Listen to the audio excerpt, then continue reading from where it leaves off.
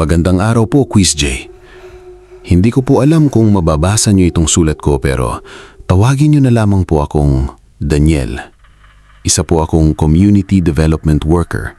Kasama po kami sa isang NGO na nag-iikot sa mga liblib na barangay sa Samar, partikular sa mga lugar sa pagitan ng Calbayog at Gandara. Ang trabaho namin ay maghatid ng pagkain, school supplies at basic assistance sa mga malalayong barangay. Kasabay nun, inaaral din namin ang sitwasyon ng mga tao sa lugar para mas mapabuti ang serbisyo. Sa una, normal lang ang lahat sa akin. Mahirap, oo, pero wala namang kakaiba. Wala pa. Hanggang sa mapunta ako sa Calbayog, Samar. At doon nagsimula yung mga bagay na hanggang ngayon, hindi ko pa rin maipaliwanag. Nung una, akala ko normal lang lahat. Trabaho lang. Field deployment lang. Ganon. Pero unang linggo ko pa lang sa Calbayog, may napapansin na ako. Hindi sa lugar, kundi sa mga tao. Kapag nababanggit ang isang salita, biringan. Bigla silang tumitigil. Yung iba, umiiling. Yung iba, tumatahimik. Yung iba, umaalis na lang ng usapan. Parang ayaw nilang ipagpatuloy. Doon ako unang kinabahan. Kasi sa trabaho namin, normal lang makakita ng takot sa tao. Pero ibang klase yung takot nila sa salitang yun. Parang may pinoprotektahan silang hindi dapat galawin. Hanggang sa isang araw, tinanong ko yung isang matandang lalaki sa barangay. Sabi ko lang, "Kuya, ano po ba yung biringan?" Tumahimik siya. Matagal. Parang ayaw niyang sagutin. Kapos dahan-dahan siyang nagsalita. "Kung makikita mo siya, huwag mo siyang lalapitan. Si Carolina yon." Doon ko unang narinig yung pangalan niya. Carolina. Sabi nila, siya daw ay napakagandang babae. Hindi ordinaryo. Yung tipong kahit hindi mo siya kilala, mapapalingon ka. Pero hindi lang yun ang kwento. May mas mabigat pa. Isang gabi daw, matagal na panahon na, siya ay ginahasa at pinatay sa isang liblib na bahagi ng gubat sa Samar. Walang nakakita, walang tumulong, walang gumalaw. Pero pagkatapos nun, may mga bagay na nagsimulang mawala. Mga motorista, mga tao sa gubat, mga sasakyan sa Calbayog Roads, at iisa lang daw ang huling nakikita nila. Isang babae, nakaputi, tahimik, si Carolina. Noon, Quiz J, hindi ako naniniwala. Para sa akin, normal folklore lang yun. Alam mo na, probinsya stories, takutan lang. Hanggang sa isang gabi, ako mismo yung nakaranas. Pasado 11 ng gabi, galing kami sa isang outreach mission sa isang liblib na barangay sa Calbayog Interior. Naghatid kami ng food packs at supplies. Pagod na kami. Pauwi na. Sumakay ako sa motor service. Ang driver ko si Mang Rodel. Tahimik lang siya buong biyahe.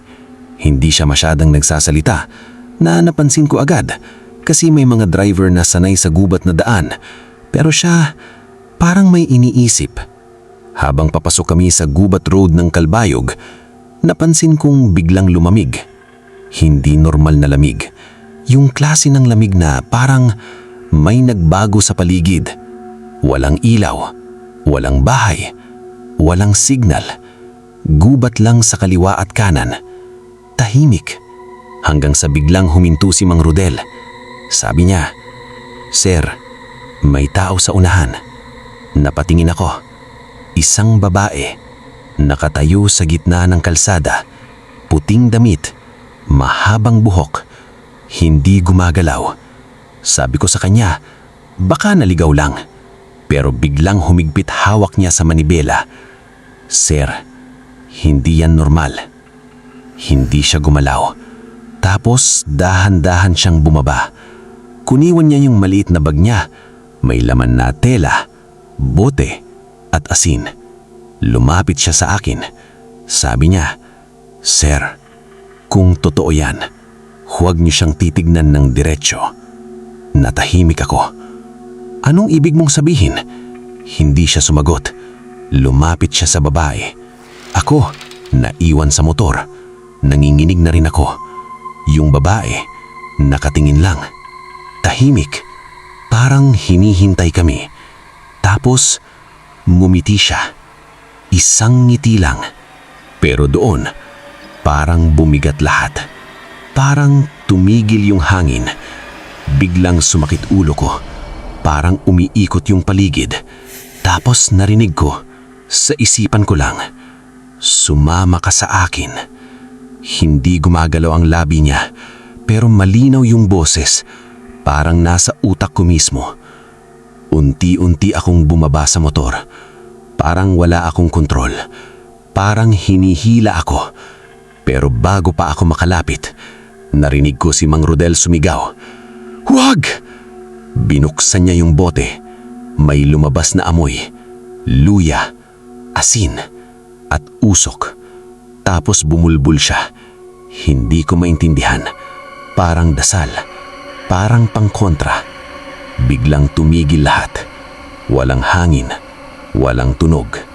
Walang galaw. Tinignan ko ulit sa babae.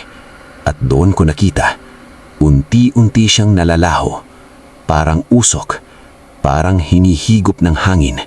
Hanggang sa wala na. Tahimik ulit ang gubat. Walang babae. Walang kahit ano. Parang walang nangyari.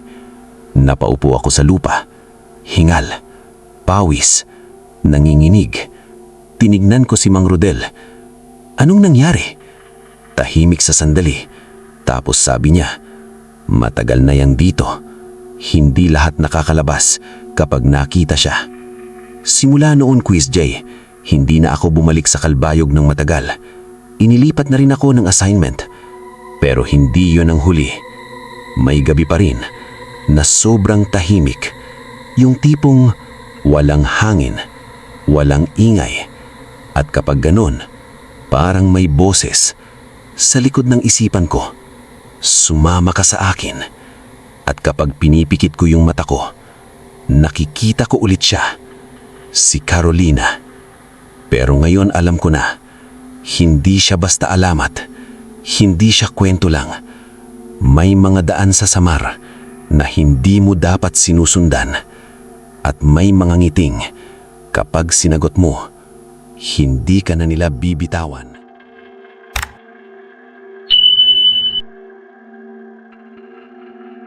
Hindi ko alam kung paniniwalaan niyo ito.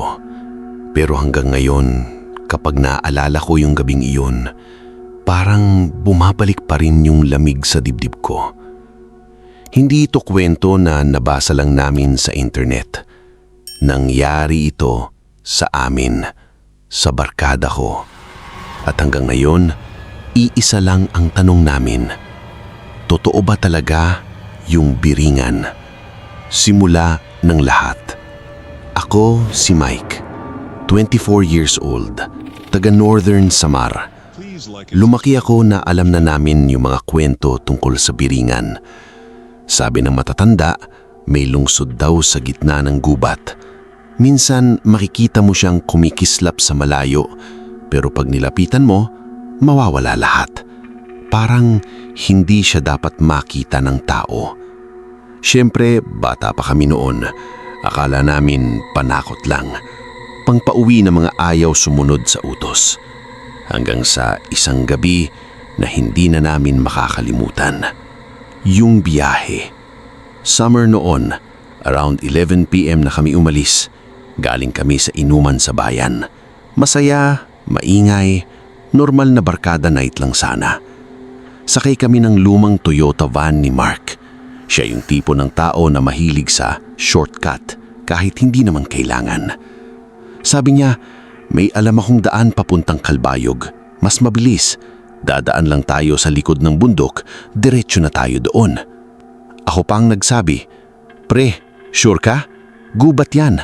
Baka mawalan tayo signal dyan. Tumawa lang siya. Wala yan. Ilang beses ko na nadaanan to. Kahit may konting duda, sumama na rin kami. Barkada eh. Unang kakaiba. Mga 30 hanggang 40 minutes na kami sa loob ng daan na puro gubat na lang.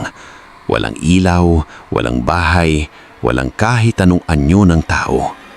Yung tanging naririnig lang namin, tunog ng makina at kuliglig.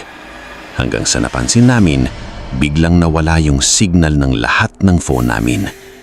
Yung isa naming kasama sabi niya, "Pre, wala na signal ko. May tower pa ba dito?" Biglang tahimik yung van. Hindi dahil natakot agad kami, kundi parang biglang bumigat yung hangin.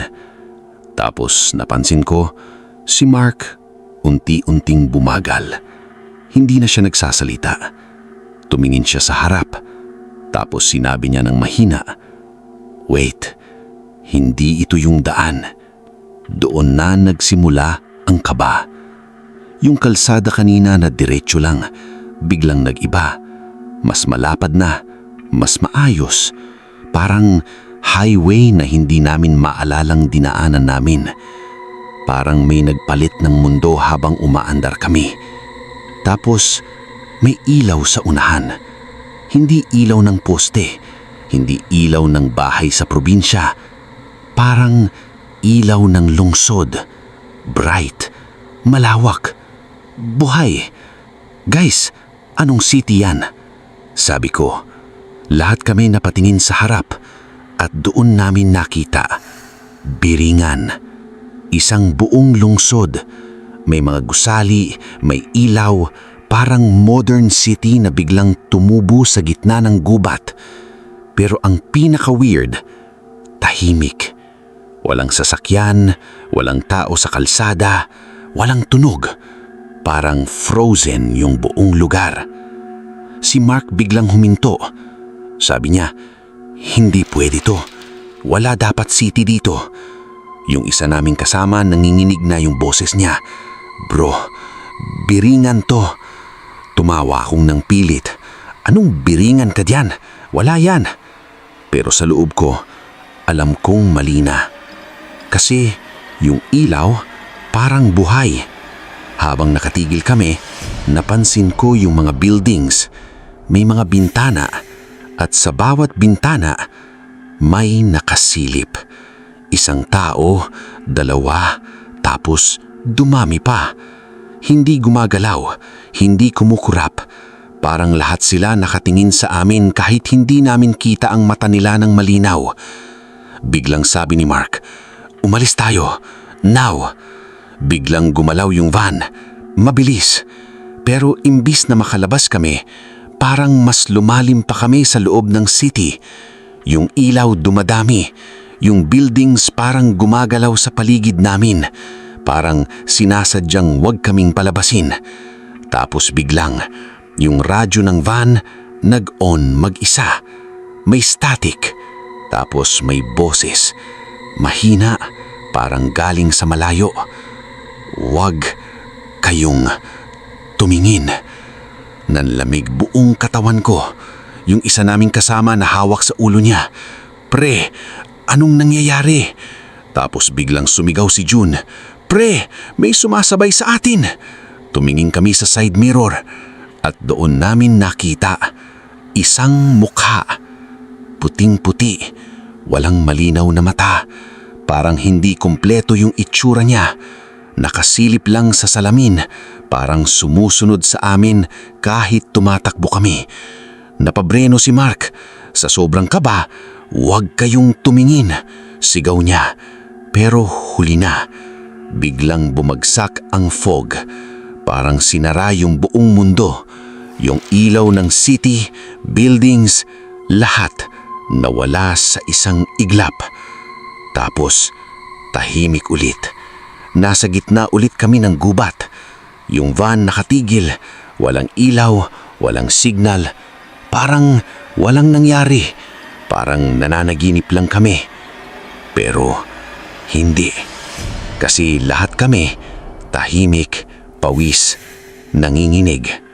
Aftermath. Umaga na kami nakalabas ng main road. Walang nagsasalita sa amin buong biyahe pa uwi. Parang may bagay na hindi namin kayang ipaliwanag. Simula noon, may mga bagay na nagbago. Si June, yung sumigaw, hindi na namin nakita after 3 days. Sabi ng pamilya niya, umalis daw bigla. Pero ang weird, may naiwan siyang message sa group chat namin bago siya nawala. Kung sakaling di ako makauwi, huwag niyong hanapin yung city. Hanggang ngayon, hindi ko alam kung joke ba yon o paalam. Ending. Ngayon, normal na ulit buhay namin. Nakikita pa rin kami ni Mark at ng isa pa naming kasama. Nagpapanggap na okay na ang lahat. Pero may gabi pa rin na tahimik. Yung tipong walang ingay. Yung tipong bumabalik sa isip ko yung mga ilaw sa gitna ng gubat. Yung mga matang nakasilip sa bintana at yung boses sa radyo.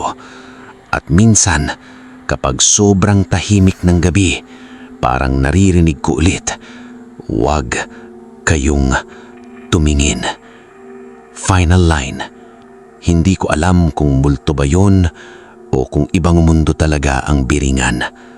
Pero isang bagay lang ang sigurado ko. May mga lugar sa Pilipinas na hindi mo dapat pinapasok. Kahit aksidente lang.